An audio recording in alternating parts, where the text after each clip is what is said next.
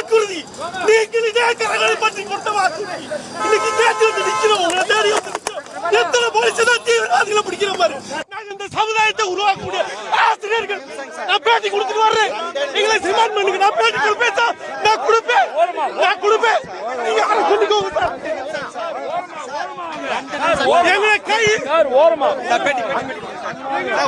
பற்றி கொடுத்த வாக்குறுதி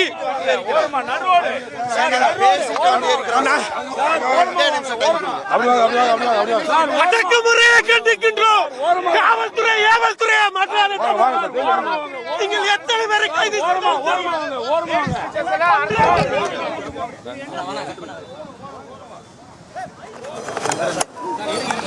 அண்ணா ஒரு பேட்டி அண்ணா ஒரு பேட்டி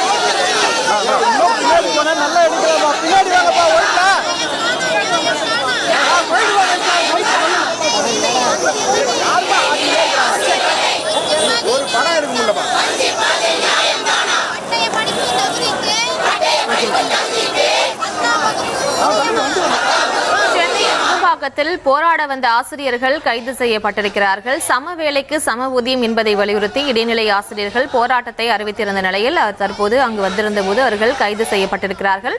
விவரங்களோடு இணைகிறார் இந்த செய்தியாளர் ராஜேஷ். வணக்கம். தற்போதைய கள சூழல் அங்கு எப்படி இருக்கு? ஏற்கனவே ஆசிரியர்கள் கைது செய்யப்பட்டதாக தகவல் கிடைக்கப்பெற்றிருக்கு. தற்போதைய சூழல் அங்கு எப்படி இருக்கு? வணக்கம். தமிழ்நாட்டில் அரசு பள்ளிகளில் பணியாற்றக்கூடிய, அதாவது 1 முதல் 8ஆம் வகுப்பு வரை பாடம் நடத்தக்கூடிய இடைநிலை ஆசிரியர்கள் அவர்கள் 2009க்கு பிறகு பணி நியமனம் செய்யப்பட்டவர்களுக்கு குறைவான ஊதியம் வழங்கப்படுவதாக அவர்கள் தற்போது போராட்டத்திலே ஈடுபட்டு வருகிறார்கள். கடந்த 15 ஆண்டுகளுக்கு மேலாக அவர்கள் இதே கோரிக்கையை வலியுறுத்தி போராட்டத்தில் ஈடுபட்டு வரக்கூடிய சூழ்நிலையில் இன்று தற்போது இந்த போராட்டத்தை முன்னெடுத்திருக்கிறார்கள். இந்த விஷயத்தை பொறுத்தவரையில் சுமார் 20,000 பேர் இதில் பாதிக்கப்பட்டு பணியாற்றிருக்கிறார்கள். எனவே அந்த ஆசிரியர்கள் தற்போது டிபிஐ வளாகம், சென்னை நுங்கம்பாக்கத்தில் இருக்கக்கூடிய பள்ளிக்கல்வித்துறை வளாகத்திற்கு முன்பு அவர்கள் இந்த போராட்டத்தில் ஈடுபட்டு வருகிறார்கள். இவர்களுக்கான அந்த கோரிக்கை என்னவென்று சொன்னால், 2009ஆம் ஆண்டுக்கு முன்பு இடைநிலை ஆசிரியர்களாக பதவியேற்றவர்களுக்கு கூடுதலான சம்பளம் வழங்கப்படுகிறது. ஆனால் 2009க்கு பிறகு பணி நியமனம் செய்யப்பட்ட அதே இடைநிலை ஆசிரியர்களுக்கு குறைவான சம்பளம் வழங்கப்படுகிறது. அவர்களும் 1 முதல் 8ஆம் வகுப்புக்கு தான் பாடம் நடத்துகிறார்கள். நாங்களும் அதே பள்ளியில் அதே வகுப்பில் 1 முதல் 8ஆம் வகுப்பு வரை பாடம் நடத்துகின்றோம். ஆனால் எங்களுக்கு மட்டும் குறைவான அந்த அடிப்படை ஊதியம் வழங்கப்படுகிறது என்று அவர்கள் கேள்வி எழுப்புகிறார்கள். கிட்டத்தட்ட அடிப்படை ஊதியத்தில் 3170 ரூபாய் குறைவாக இருப்பதாக சொல்கிறார்கள். 2009க்கு முன்பு பணி நியமனம் செய்யப்பட்டவர்களுக்கு 8300 ரூபாயும், 2009க்கு பிறகு நியமனம் செய்யப்பட்டவர்களுக்கு 5200 ரூபாயும் அடிப்படை ஊதியமாக வழங்கப்படுகிறது. இந்த அடிப்படை ஊதியம் குறையக்கூடிய காரணத்தால் அனைத்து வகையான ஊதியமும் தங்களுக்கு குறைகிறது என்று அவர்கள் இந்த போராட்டத்தை முன்னெடுத்து வருகின்றார்கள்.